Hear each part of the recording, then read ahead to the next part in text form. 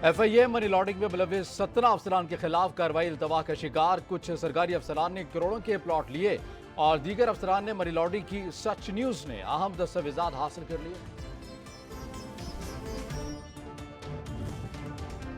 एहतसाब अदालत इस्लामाबाद ने तोशाखाना रेफरेंस में जरदारी, गिलानी, नवाज शरीफ के खिलाफ तोशाखाना रेफरेंस नैब को वापस भिजवाने का तफसीली फैसला जारी कर दिया।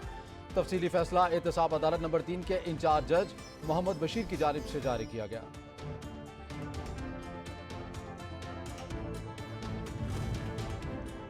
पंजाब असेंबली में एतमाद के वोट का मामला। कप्तान ने बैठक बुला ली। इमरान खान की जेर सदार इजलास में एतमाद के वोट काफ लीग से सीट एडजस्टमेंट पर गुफ्तगू होगी। इमरान खान आइंदा के ऑप्शंस का भी जायजा लेंगे। कौमी असेंबली में इस्तीफे स्पीकर के सामने पेश होकर मंजूर कराने के हवाले से भी मुशावरत होगी।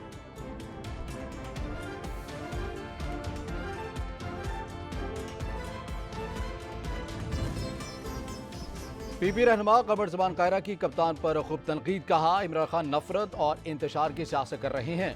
इमरान खान मुल्क को माशी तबाही की जानिब ले गए। खान साहब ने मुल्क की खारजा पॉलिसी को नुकसान पहुंचाया। चीन, तुर्किया, मलेशिया, सऊदीया समेत खास दोस्तों को नाराज किया। हम हिंदुओं के खिलाफ नहीं, मोदी और उसकी हिमायत की पॉलिसीज के खिलाफ है।